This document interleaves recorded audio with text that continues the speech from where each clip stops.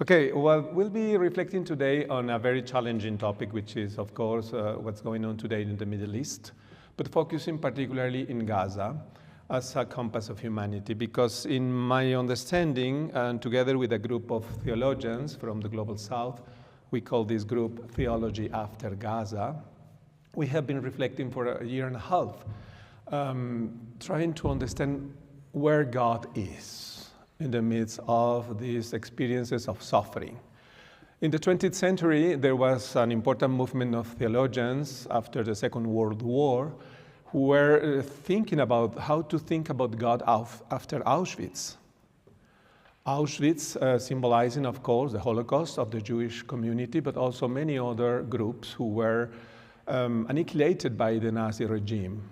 And theologians, Christian theologians, Protestant, different denominations, Roman Catholics, they were engaging in important conversations about how to think about God in the cross.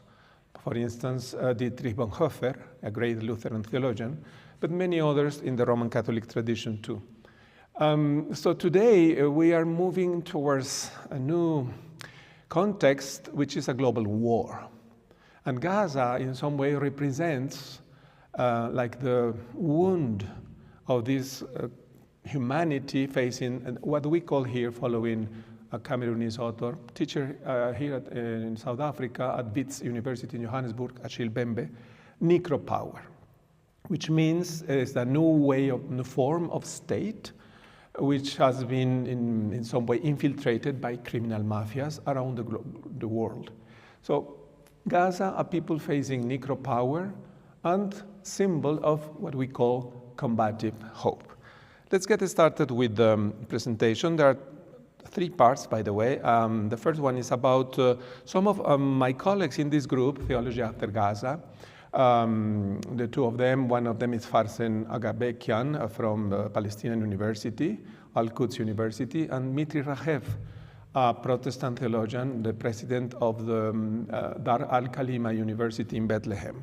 I will be presenting some particular slides that they were sharing with us a year ago in Istanbul when we gathered together in order to reflect what's going on today. It's the general context about Gaza, how the Palestinians have been facing this kind of colonialism project, settler colonialism, particularly by Israeli state, and moving from the last century from their land, going back and forth towards a new territory, which now is represented by the West Bank and by, of course, Gaza, the Strip of Gaza. So the question is how been reducing their territory from 100% to 12% today. So this is an important data. This is a policy led by Israeli unilateralism, by the Israeli government today.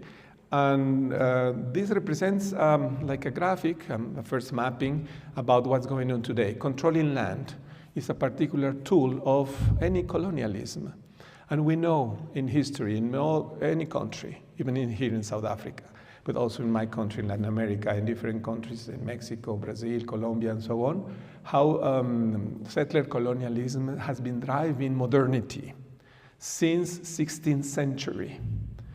When modernity started in Europe with different important explorers, of course, Christopher Columbus, but Magallanes too, the Portuguese and the Spaniards, together with some Italians. They were exploring the different territories in order to take control of them. And that's why I like to quote Enrique Dussel, an important Argentinian Mexican philosopher and theologian. He passed away a couple of years ago, and he used to say that modernity started as a project of control of territories, and the subjectivity which is driving this kind of project was the rationality of the Western European society, represented by René Descartes' adagio, which is, I think, therefore I exist, cogito ergo sum, but was translated in historical process, conquiro ergo sum. I conquest, therefore I exist. It's not only about rationality, it's not only about like a mindset of scientific knowledge, is also about controlling territories. So, and Israel is driving in 21st century the same logic. Palestinians face today, well, this kind of catastrophe, they call that Nakba, starting in 1948, particularly because of the complicity of different powers today, not only Israeli state, but also US administration and many other countries, European Union, particularly the British administration, 19th century was one of the important states who were controlling this policy. So what they are in some way facing today, the Palestinians, particularly in Gaza, who were many of them refugees coming from different other parts of the Middle East, from Syria, from Jordan, from Egypt, and they were gathered together in two main territories, Gaza and the West Bank. I don't know what's going on with the screen. Okay, the context is about this ideology of settler colonialism, which is, by the way, connected in the case of Israel and the United States, also not only during this administration, Trump's administration, but also related to the origins of this country, the US. 250 years ago, the settler colonialism, starting the US nation, was exactly performing the same logic of settler colonialism based in an ideology called the theology of dominion. Because of God's will, some peoples, they think that they are called by God in order to control that territory as a promised land. It's the case of Israel, but also the case of many other settler colonialist projects. Sorry for this. Okay. What the Palestinians have been facing, not only Arab Palestinian, but also Christian Palestinians, by the way, is the same policy, talking about the experience of controlling territories. So what's happening now, I mean, as we know, more than, well, the number of victims is every day increasing. Now probably 70,000 victims who have been killed in Gaza, and then now there are new victims in the West Bank too. What the main elements of this policy, controlling their territories and their lives, is of course about freedom, religious freedom, but taxes too, trying to also take control of particular territories, for instance, the Mount of Olives, converting to a national park, but also other places in the West Bank, particularly because of the Jordan River, which is a strategic place for any population there. Controlling the territory in the West Bank is a crucial geopolitical strategy. So the question is how the Palestinian people have been increasing attacks also not only on Muslims, but also on Christians. And by the way, even Egyptian government now, for instance, 2 weeks ago, took control on a very old monastery in the Sinai Peninsula, close to the Mount of Sinai. And because of safety, national security, they expelled the monks outside the monastery, and they've been living there for 1,800 years. So it's a similar policy in different countries, and attacking not only Palestinians, but also other religious minorities. So what the narrative, the dominant narrative in this particular policy is raising is this kind of hatred and rhetoric of hate. Right? There is an important colleague from Brazil. His name is João César de Castro Rocha. He's a scholar on comparative literature.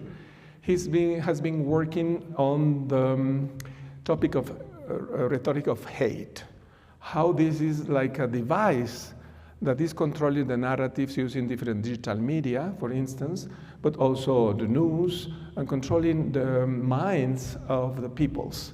in Brazil, in the US, in the European Union, in Israel, and many others. Even in India, where there is a different mindset. It's about Hinduism being the only religious identity of Indian citizens. Any other religious minority is not allowed to really be part of 100% in the Indian identity. So slogans like revenge, death to Christians, death to Armenians, death to Arabs and Gentiles, and so on, are appearing as graffiti in different places in Palestine. Okay. I don't know what's going on. Please, some help. Well, the second author I want to quote is Dmitry Rahev, president of Adar al-Kalimah University, a great theologian.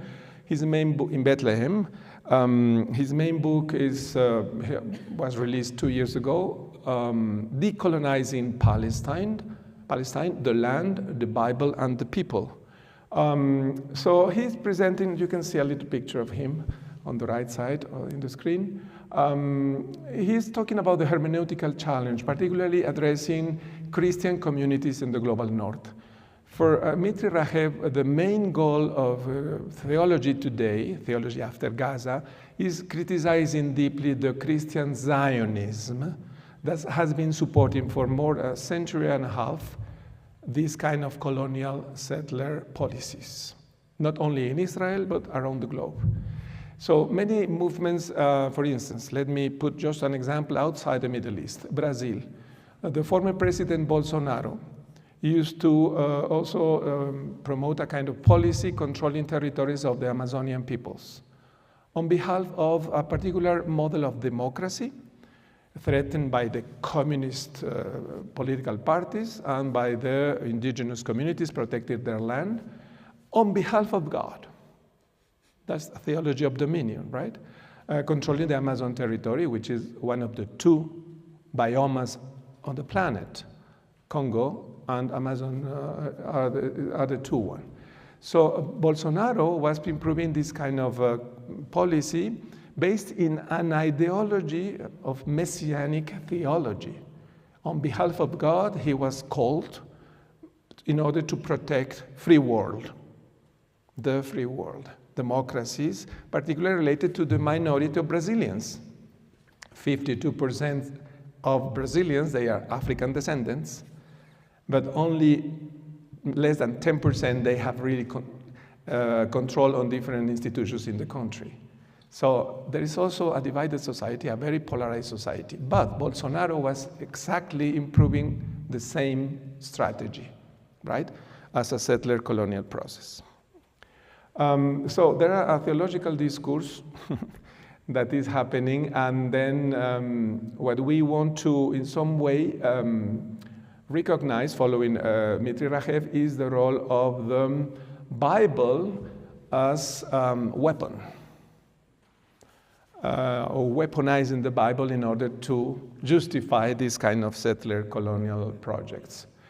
Well, what the empire and God is in some way in this kind of theology of prosperity, theology of dominion, we need to decolonize in that way the Bible, what it means to decolonize this particular reading of the Bible, talking about two main topics in the First Testament, or the Old Testament, as we used to say.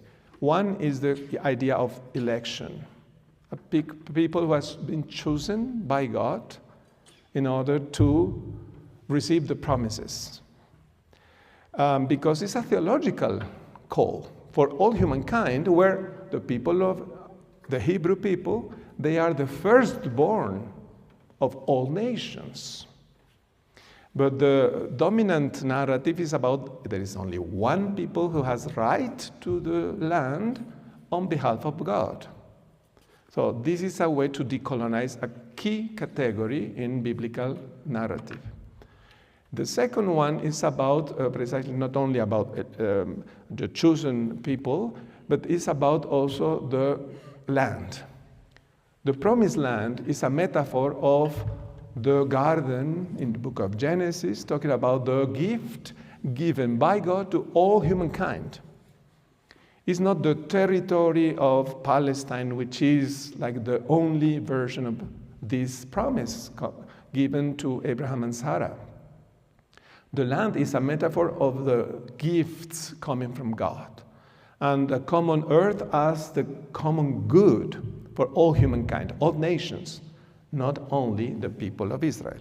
So two key categories according to Mitri Rahev, and that's why he says, well, probably he is talking as a Palestinian, a Christian Palestinian in Bethlehem.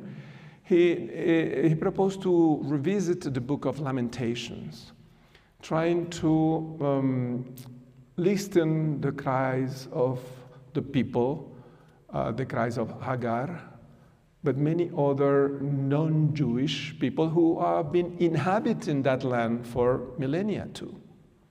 And they belong to the people of God. So this is one of the quotes. Well, this is small. The letters are very, very small. But you can remember probably this kind of poetry coming from as a lament. The cry of the people of God is raising to heaven, asking for mercy, because the city has been destroyed.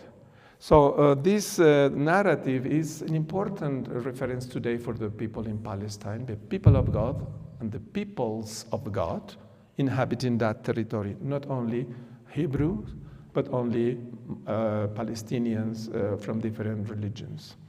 So the way to liberation, remember, in context of Jesus, we need to revisit also the historical Jesus and how different groups at the time of Jesus, they were expecting and preparing the kingdom of God happening in their own lives through armed struggles, the zealots, for instance, observing the law, the Pharisees, through collaboration with the powers, tax collectors, cooperating with also the Roman Empire, the Sadducees, or retrieving from the sinner world, and then, like the essence, they were like trying to interpret, to discern the will of God at their time, the way to liberation. And that's why, according to Mitri Rahev, the Palestinians are doing now, discerning in the midst of, in the rebels, the will of God and the paths towards liberation of the empires today, which are represented by Israeli army, but also by US and European states supporting this ethnic cleansing, and then they want to resist. That's why they have been developing this old and ancestral category of sumud. Sumud, according to the Palestinian wisdom, different religions, many centuries ago, it's like the way to resist in a creative manner. Of course, once again, the book of Lamentations, chapter 3, verses 21-22, is for Mitri Rahev an important reference in order to face the empires in every time. Because of the Lord's great love, we are not consumed, for his compassion never fall. Sumud is a way to resist in the midst of the rebels. There is a story told by a colleague from Bethlehem, the philosopher Rana Huri. She has been developing a philosophy of Sumud. And she's telling stories also about how Palestinians now are inhabiting in Gaza, the rebels. For instance, the story of a woman allowed to come back to her house after the bombing. Of course, there were no house, not anymore there. But the first thing she was doing, going back home, was cleaning the place. That's a way to express a kind of rage, but in a creative way, inhabiting differently the rebels. That's home for her.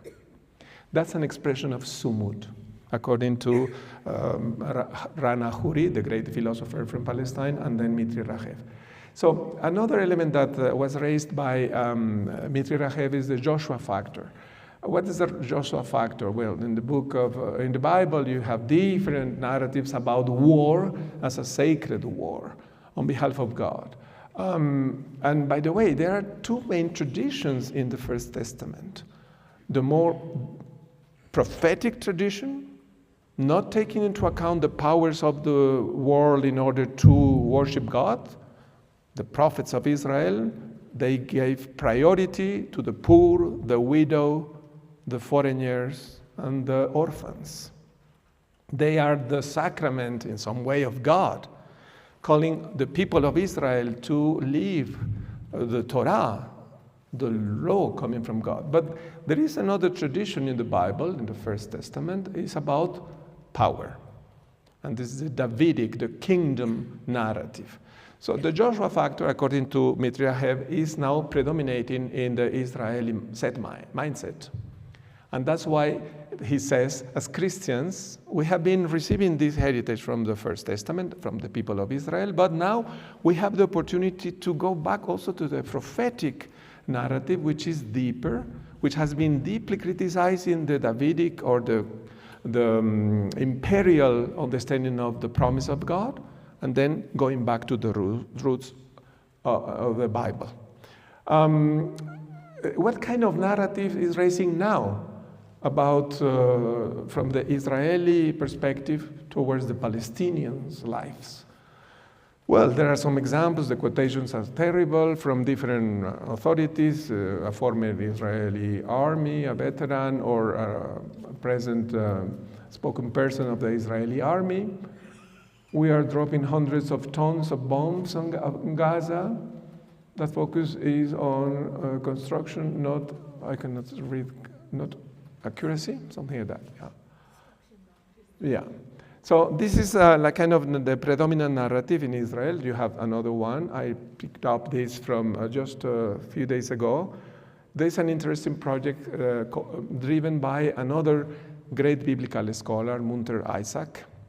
He's a professor in Bethlehem and a pastor there. His sermon, Christmas Eve in 2023, is a must, in my opinion, for Christian communities. It's a very powerful sermon, Christ in the Rubbles. They were preparing Christmas just a month after the attacks, 2 months after. And they were in Bethlehem keeping silent, quiet, because how can they celebrate the incarnate God in the rubble? So if you can Google that sermon, is a great, it's a masterpiece of Christian spirituality today. But well, he leads a project called Christ at the Checkpoint. You can also follow the project, the website on the web.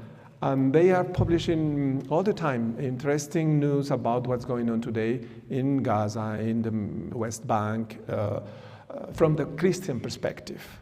You can see some of the statements of different Israeli authorities that are there. Let me just read one. The only aid that should enter Gaza is for the purpose of voluntary migration. The policy of Israel is just to expel all Palestinians from the West Bank and then from Gaza in order to take control of their territory, and some other quotations there. You can see another one. Netanyahu, things will happen in Gaza that you have never seen before. Hell. The goal of Israel's renewed onslaught is the complete occupation of the Gaza Strip. It's a very cynic way to talk about controlling territories. And there are many enterprises who are now planning to reshape Gaza as a great new Riviera in the Mediterranean area. So, and that's happening now. Or even there are shows from the Israeli side, and you can buy a ticket in order to be protected in a terrace showing the bombings.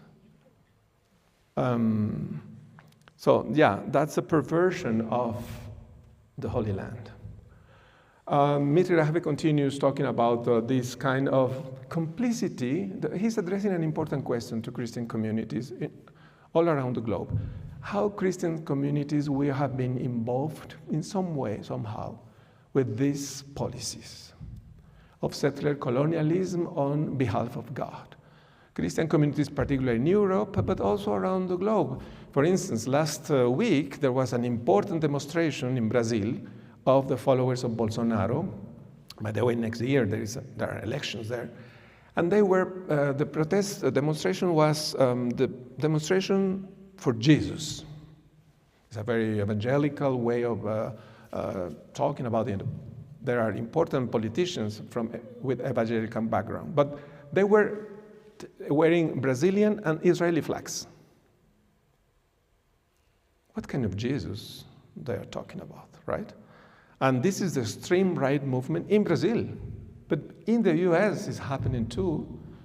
In Europe, in Italy, in Hungary, in other European nations. So the question is that there is some control of minds that is what also sociologists, they call collective cognitive dissonance, produced by media. So we need to be aware about that. And the question is how we, Christian communities, we can engage a different narrative, a different conversation, a different listening with the people in the Palestinian region and many other places where they are facing also this kind of settler colonialism. So there is a kind of British Christian Zionism that he was mapping since 19th century that has been in some way controlling also the Christian mindset to talk about the land. And that's probably the main role of biblical scholars today, but also pastors in our communities. I just pick up this, the names of the victims today in Gaza. Yesterday, they were killed, and they have names. We need to change their narrative, to name those who are victims today. Of course, also, we need to include the Israeli victims, and many others, the Ukrainians in Congo, in South Sudan, in my country, in Mexico, and so on. So just to show also I pick up this morning, this slide about the narrative. Who controls the narrative controls the power. For instance, the BBC content, how many deaths since October 23 to October 24? 42,000 deaths from the Palestinian side and 1,246 in the Israeli side. But what about the narratives? The BBC was mentioning only one story about the Palestinians and 33 about the Israelis. So the narratives, they show where are you located, right? And that's important to take into account. So the question of Christian Zionism is really an urgent question for Christian communities. This cannot be a divine destiny. This reading of the Bible is perverse. So, well, he was also mentioning some other authors, like the influence of Karl Barth, a great Protestant theologian at the post-Holocaust era, and then how in some way he was justifying, together with other Christian theologians, the creation of the State of Israel after the Second World War. Many theologians were supporting this idea, and probably that's one of the sources of the problem today. Well, the ecumenical deal, what I want to move towards is the second part of the presentation because of time. So Christian Zionism, this is the conclusion of Mitri Raheb, is providing the software for the war on Gaza. This is the book, Decolonizing Palestine, the Land, the People, the Bible. If you can read, it's a great masterwork. Let's make a pause, because before the attacks of Hamas, which are, of course, also a terrible expression of evil, there were a group of women, Palestinian and Israelis, who were trying to create peace in a different way, not following the army's negotiation between the Hamas and then the Israeli army. They say, we women, we have a different perspective of peace, and we try to work together, to listen to each other, and this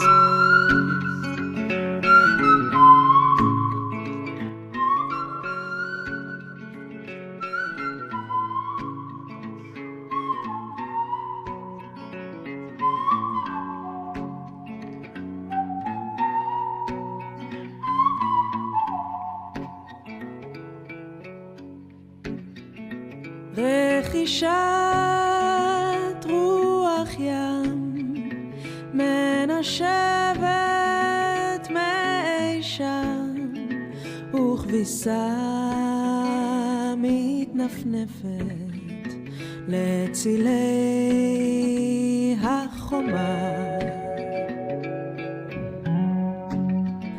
بين الأرض والسماء ناس كتير بعيشوا سوا ما تخافوا تحلموا بالسلام والأمان متى يمسوا خمات بخار ושבתי מגלותי יפתחו שעריי אל הטוב האמיתי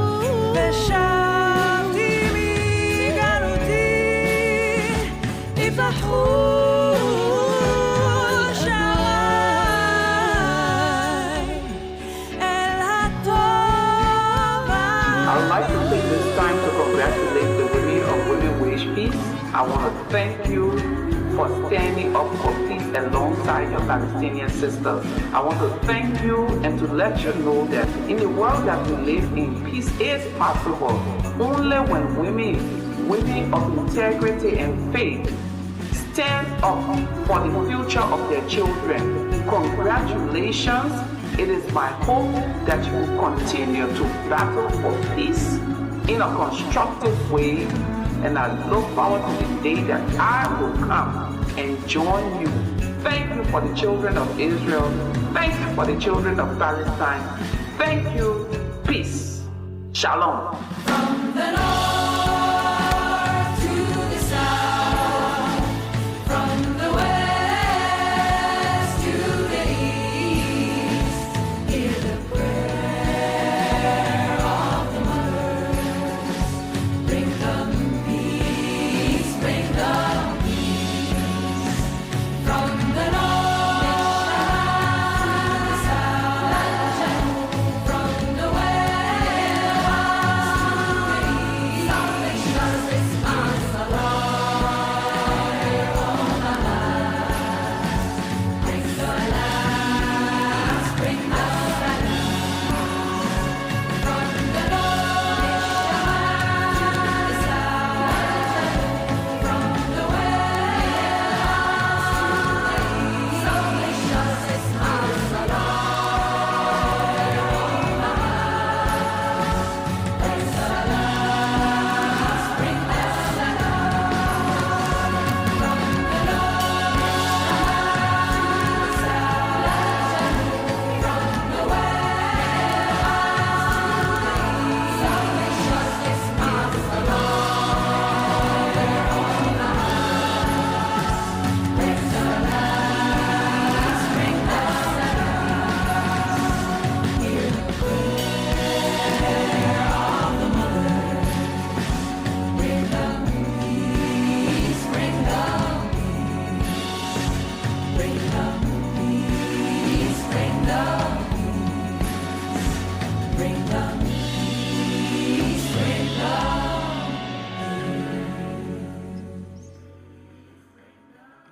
Unfortunately, this dream, this utopia, has collapsed after the Hamas attacks on October 23.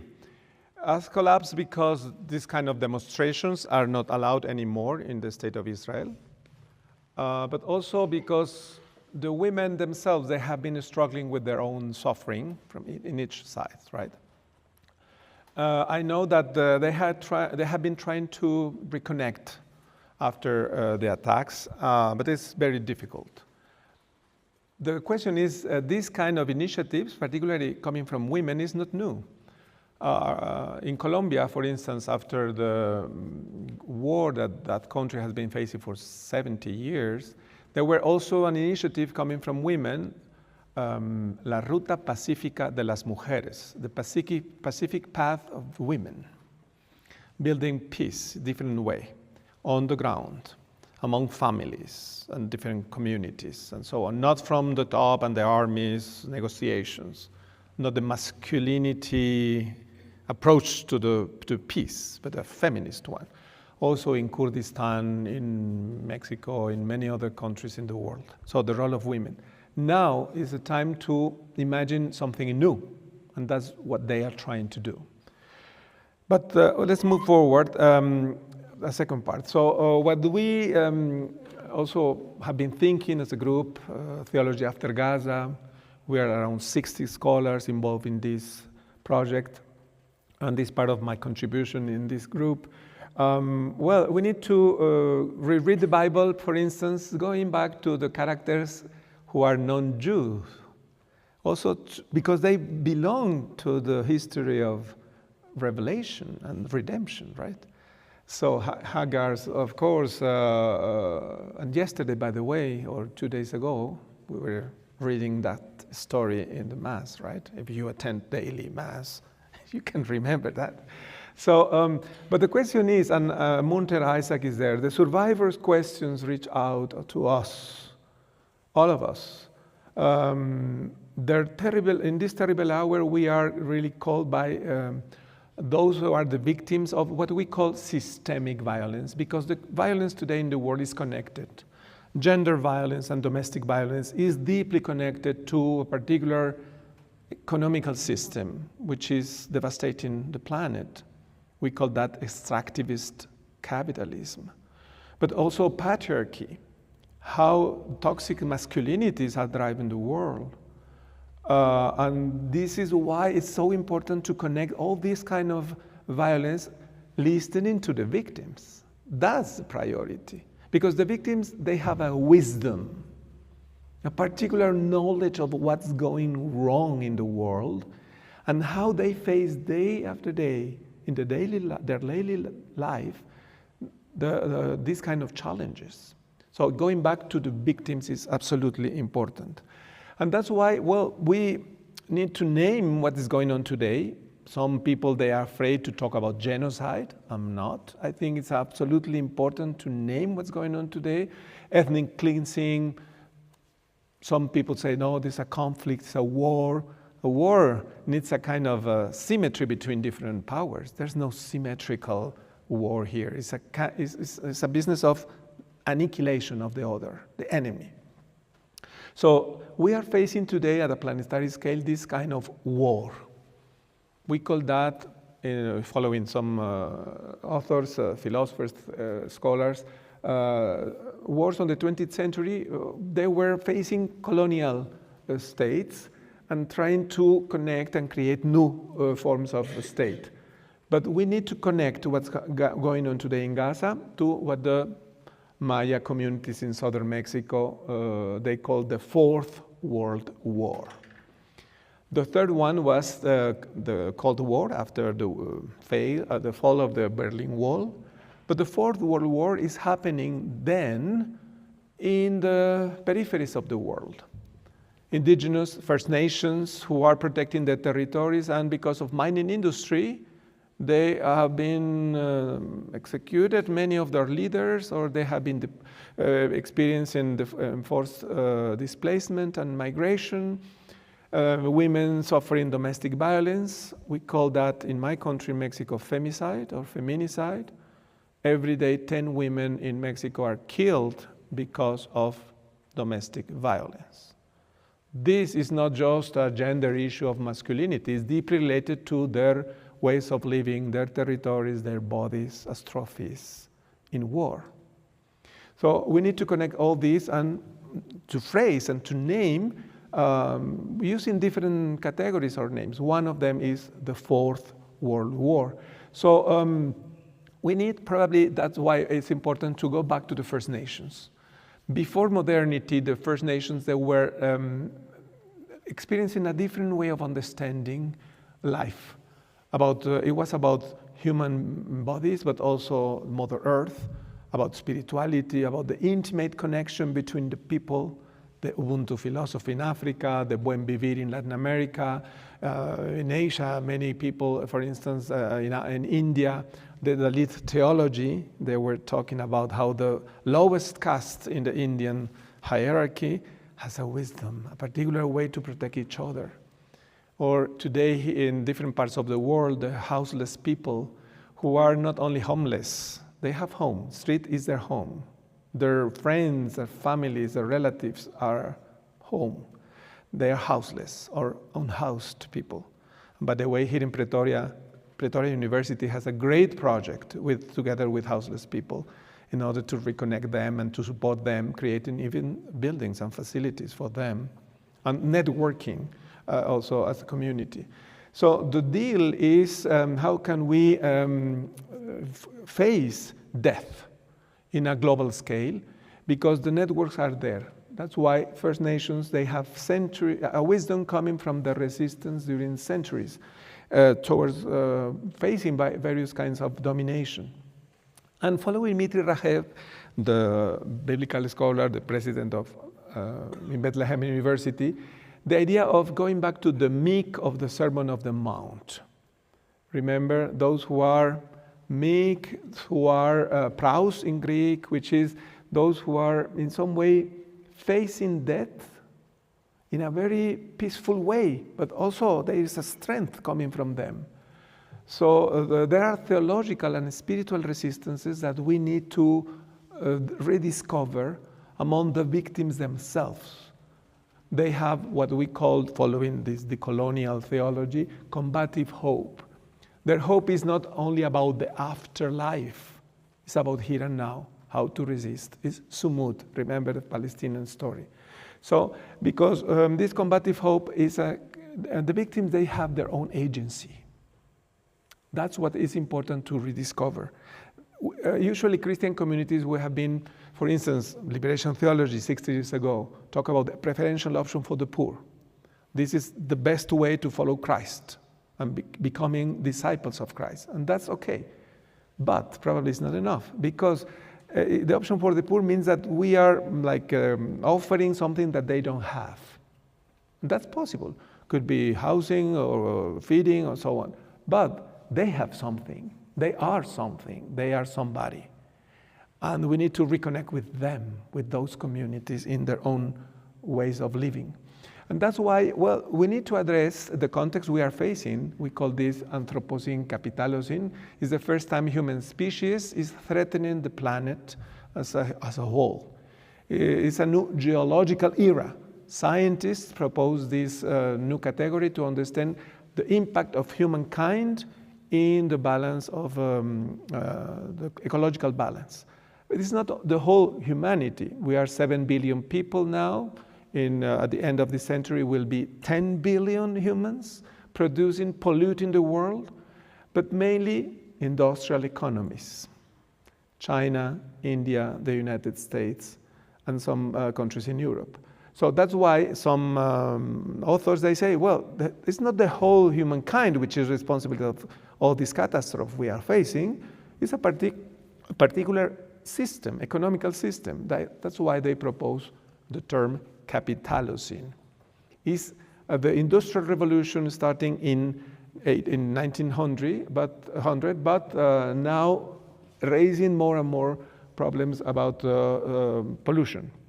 So that's why the voice of the subalterns, when they say enough is enough, is absolutely relevant to rethink hope.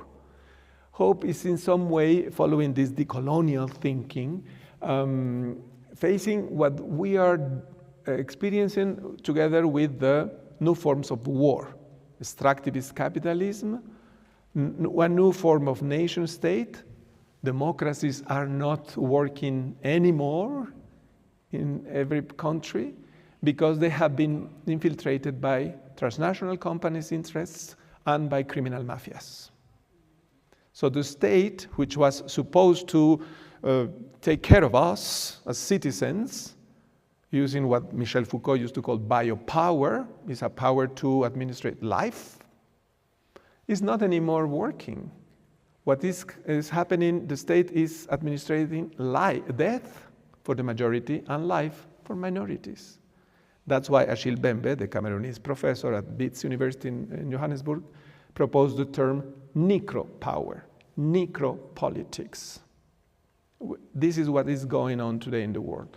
And we can talk about South African context, Latin American, Caribbeans, Asians, and so on. So the question is, the logic of this rationality of the Anthropocene, Capitalocene is the process of a new economy of enriching by plundering. And mining industry is the great example of this logic, devastating the planet. So that's why we need to frame correctly what's going on today in the world in order to face and to find solutions. So of course, Mother Earth is one of the poorest among the poor, as Leonardo Boff used to say. And Mother Earth is in some way also threatened by human species, in particular models of society. So this is what we call global violence. Violence is not only domestic or racist violence or economic violence. They are intimately connected to each other. And that's why it's important to find the logic of these control processes of controlling territories, bodies, but also minds. And that's why we need to go back to the survivors' resistance and resistance. The victims, they are not only victims. That's the claim in this presentation. We need to rediscover the dignity of the victims because they are survivors. I was, by the way, visiting yesterday the Apartheid Museum in Johannesburg, and I like very much this word is absolutely important in the narrative, the museographical narrative. We are survivors. You are survivors of different kinds of violence. And the question is, sometimes we are survivors of the victims, but sometimes of the perpetrators. And we need to heal together. Not only one side, both. The Colombian Truth Commission presented 2 years ago a very important report after 70 years of war. They were working for 5 years at least, led by a great Jesuit, Father Francisco de Rue. And they presented the report, and they were talking about this great challenge for Colombian society to heal together. And they created houses of memory in different towns and cities where the victims and the perpetrators, they were allowed to come there and tell their stories. Of course, there were many preconditions to be part of this process. For instance, the perpetrators, they were facing justice, which was important, and they were sometimes released from prison or in prison allowed to go to those communities asking for forgiveness in a spiritual, religious way. The juridical way is also important, but they were also called to come back to the community. And the victims, of course, facing trauma, avoiding to re-victimize themselves when they are called to talk about their stories once again. But the houses of memory, they were, in my opinion, a great, great contribution of the Colombian Truth Commission about what's going on today. How can we heal together? The importance of listening to each other. So how community work creates something new. That's what the victims, they are doing when they become survivors. And that's why, well, in these groups, oh my gosh, time is over. Well, let me just land. Can you pray, Father Grant, the Holy Spirit? Help me landing. I like that I use a lot of paintings, street work, artwork, I like this because, well, you know, the image is very expressive, right? The flowers are there in the midst of violent war. So taking care of the social fabric of the wounded body of Christ, this is a theological interpretation, dismantling what a great Argentinian scholar Rita Segato called the pedagogy of war. There's a pedagogy that has been controlling our minds, and we need to dismantle that. Also, following some queer authors, queer theory is not only about gender exclusion, it's about all kind of invisibilization of the other which is different. Could be the person with disabilities, but also people because of their sexual identities. So the question is, the resistance is coming from the victims themselves, the survivors. I think they matter. Gustavo Esteva is a Mexican thinker who passed away some years ago. He was talking about some revolutionary verbs. Well, the word revolutionary sometimes sounds a little bit like Marxist. Well, there is a Marxist background. But the question is, the passage from education to learn. We need to act, to perform education, but not at the school. The school is an important place, in our homes. How the families take in charge education as a process of learning, together with the children, with the youth, and so on. So from food to eat, it's not about commodities. That's the fake understanding of our identities, human identities. From politics to settle, to create space together, right? This is the route to create another possible world, to not reproduce only the same system. Because we think that if we have good schools and then good facilities, nice buildings, nice churches, and so on, the community is now safe. No. We need to go back to our personal and communal agency. That's what the colonial thinking is saying. So that's why in this framework, we can go back to the Palestinian communities, trying to find out this kind of conviviality. That's a key category in the colonial thinking, the colonial theology. Going back to local, to the vernacular, to our language, our way of living together, our way of farming, our way of exchanging goods, not commodities, right? So the market has been driving our lives for a century and a half in the industrial society. So that's why the colonial thinking is trying to engage a different path in order to go back to the local and the proximity to the other. A great thinker, Ivan Illich from Austria, he moved to the US, New York, working with Puerto Rican immigrants last century, and then he moved to Mexico for a while, and then back in Europe. He was all the time saying, Christianity has only one important thing to share with the world, is the logic of the kenosis of the Logos. The kenosis is the incarnation, God becoming human. This radicality of God taking care of all humankind, of all cosmos, becoming a creature in that way, because of the incarnation, this is the great message that Christianity has to offer to humankind in every time of our history. So conviviality is about that, the proximity of the Good Samaritan. The Good Samaritan is taking care of the wounded man on the road. It's not a hospital. Well, he accompanied that guy to a place where somebody could take care of him, but he was in charge himself. This is conviviality about. So that's why I was just mentioning some experience in Brazil, the Quilombos, the Afro-Brazilian scholars, but also social movements. They are trying to reconnect with Africa because 52% of them, they have African roots. So trying to go back to what they call Quilombo. Quilombo is the land of the former slaves who were fleeing the farms and then creating a free territory. Quilombo. I don't know if in a local language Quilombo means something here, but for Brazilians it's very important. is the way how a community creates its own way of living together in a local perspective. Thinking globally, but acting locally. That's what the claim of the colonial thinking.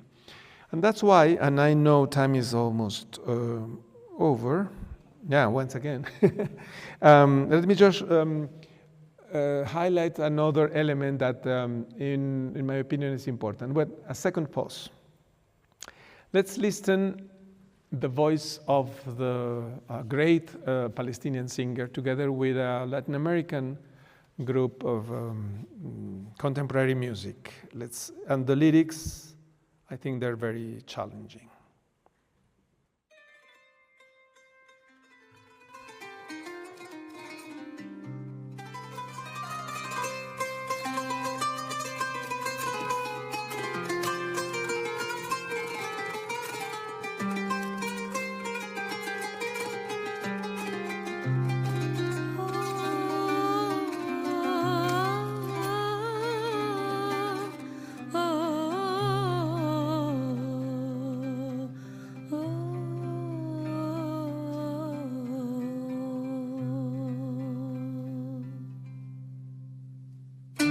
Desde el arranque, no creo que el linaje se tranque. Son los hijos de los hijos de los hijos de los hijos, con Pablo y con piedras contra los tanques. Y aquí nadie nos mueve, ni el capitán, ni el general, ni el sargento de nacimiento. No tengo visa, pero tengo mi acento, y aquí me quedo hasta el último suspiro del viento. Sigue firme la gente contra todo el ejército de frente. Fuimos criados diferentes, jugando al fútbol descalzo sobre el cemento caliente. Cruzamos sin puente, con agua y con viento. Generamos corriente, y si no hay pan suficiente, sobrevivimos con lo que queda en el diente. Las heridas son los nuevos tatuajes. Aguantamos pa' que llegue el mensaje. Hijos del coraje, hasta que al mar muerto se le sube el oleaje. Damos la vida por estos paisajes, por los atardeceres salvajes, por el juego de luz espontáneo que se refleja en el Mediterráneo, y lo defendemos a pecho y espada. Con el pañuelo en la cara, el invasor es un puerco la clara, porque aunque yo levante las manos dispara, pero resistimos con poca agua, como los árboles de olivo vivimos, y nuestros hombros cargamos con todos los escombros. Bajo los escombros están los festejos del que dispara de lejos, del que apretó el botón rojo y no se atrevió a mirarme a los ojos. Bajo los escombros se reescribieron las historias que no se han contado. Están los libros que nunca leyeron, los soldados que nos bombardearon.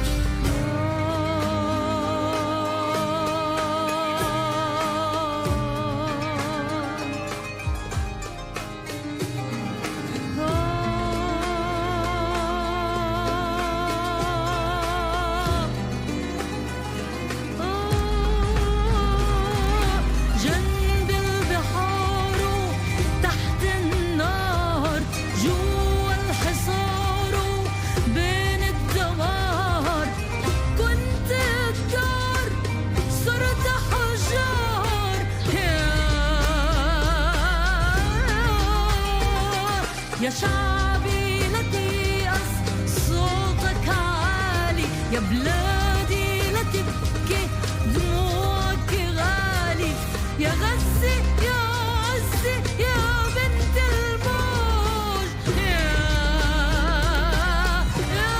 غزة جنب البحار وتحت النار، جوا الحصار وبين الدمار، كنت الدار وصرت حجار، يا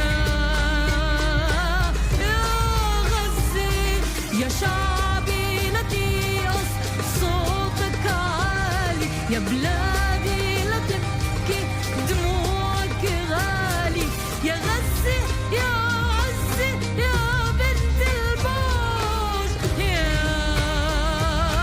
يا غزة يا شعبي لا تيأس صوتك عالي، يا بلادي لا تبكي دموعك غالي، يا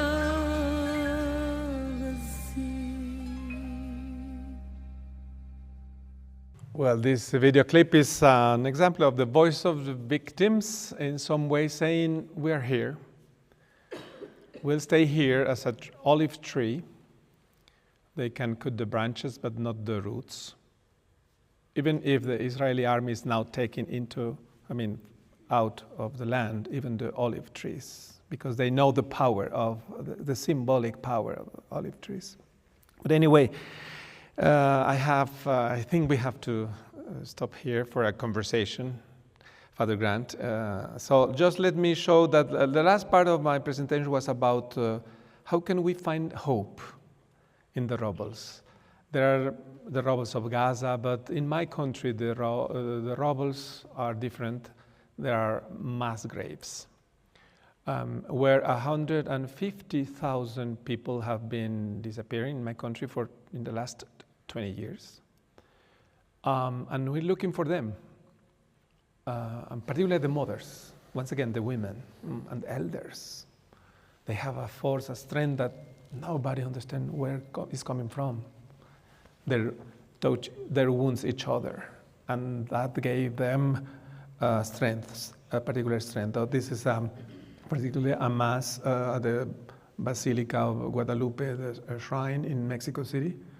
Hija, escucha, tu madre está en la lucha. My daughter, listen, your mother is looking for you, is struggling for you, for instance. And so how the victims, they create something new. For instance, this is like a cartoon about a mother, searching mother, looking in mass grave.